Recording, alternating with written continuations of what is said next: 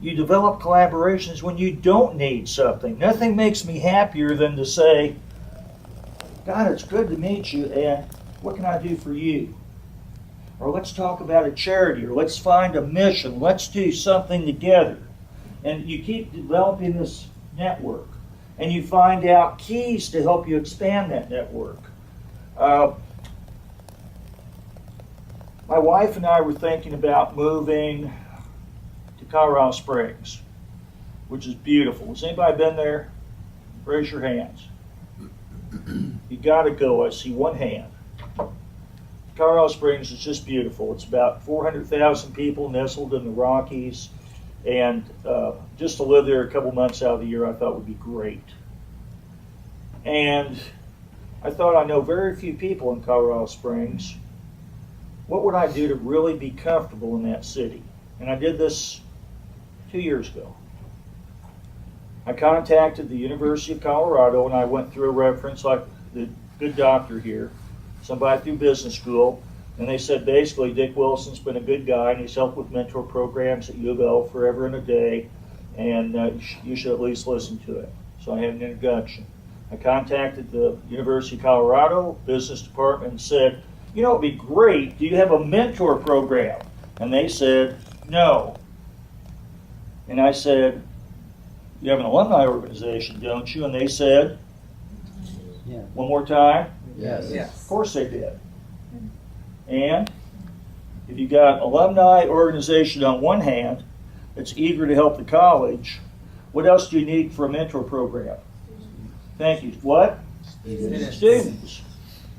And I, as God is my witness, I spent more or less 10 or 15 minutes on the phone explaining it. I got an appointment when we went to Colorado Springs. I sat with some people over lunch, and they went, you know what? Hell of an idea. Let's start a mentor program. The 22 members of the alumni board will be the first mentors, and then we'll talk to a couple interested professors through the business school, and we'll get the kids, and we'll start running and rocking and rolling. And guess how many people I would meet if I operate that program? Everybody. 44. Thank you. Every one of them. And I wouldn't be, what's really neat about this is I wouldn't be doing as much work as a really good mentor. I've got the idea, I've got collaborations, I've got people to help me. I've got a game plan that everybody agrees with. Mentoring is good. The alumni wants to be involved with the students. The students want mentors and they don't have a program. So Dick comes and just says, here's a plan. I'll help lead the plan. I'll help promote the plan. I'm going to meet everybody. How much does it cost me? Say it. Zero. Absolutely zero. And I meet everybody. And I become a center of what? I, the I word, influence. I become a center of influence within the school. And it's not because I'm pretty, certainly. It's not because I'm smart. I'm not. It's just because I'm passionate about mentoring and have a game plan, and I'm willing to collaborate everybody's interest. So that was one call, one lunch. We didn't buy the house, but what do you think they have at the business school now? Mentoring program. Thank you. And it's rocking and rolling. It was so simple and so straightforward, they didn't need. You. And while we're at it, how about a program to grant dreams for critically, chronically, and seriously young children between 3 and 17 years old? Does that sound like a good program? Yeah. Yes. It's called the Dream Factory. It started here in Louisville, Kentucky 33 years ago. I had a very dear friend who lost her husband, Reggie Eubank. He had a stroke. He was one of the Derby people, wore the green jackets for Bell South. And somebody said, Jane, there's a new organization in Hopkinsville. They're grading dreams for critically, chronically, and seriously ill kids. Why don't you start one in Louisville?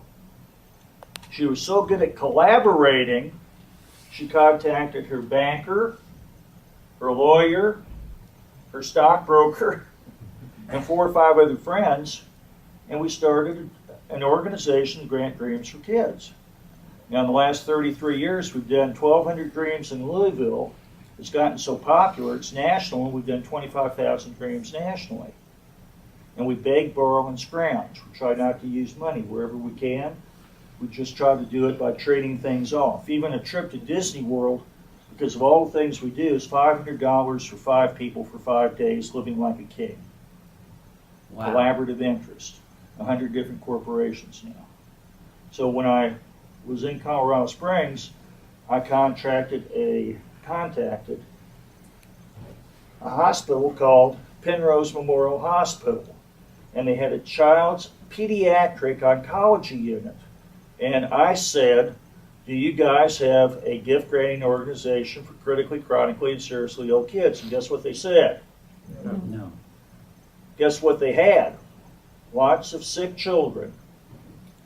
Quite a number of volunteers, including doctors' wives, pediatric units, the general community, a ton of people that would love to have a game plan on how to grant these kids what's virtually their last wish in many instances. They needed a game plan, and they needed a real shy guy to help them.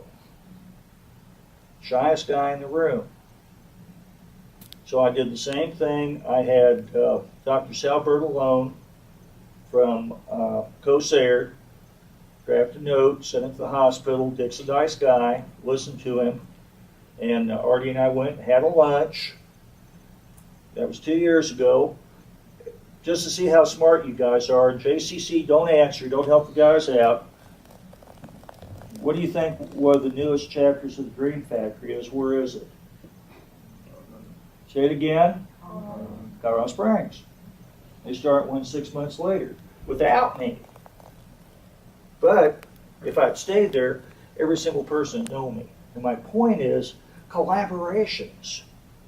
And everybody's a mentor, and we've run, a dozen mentor programs on campus over the last 25 or 30 years. Almost anybody that's ever been a mentor, who has their business card? And me. And who has their information in their contact manager? Same way with the Dream Factory. I've kept all of that.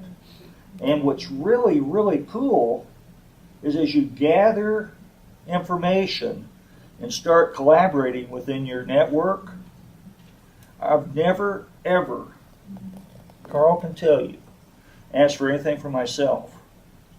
And the first time that you ever do, your value's diminished by 99%. You make it real clear to everybody, I'm trying to do good, trying to help out, trying to do what I can. I don't need or want anything for myself. But guess what happens? If you're collaborating within your network, whether it's Louisville or if it's the United States or the world, people recognize achievement and honesty. And they go, hey, you're pretty good at charities. Or you're pretty good at helping kids out in school.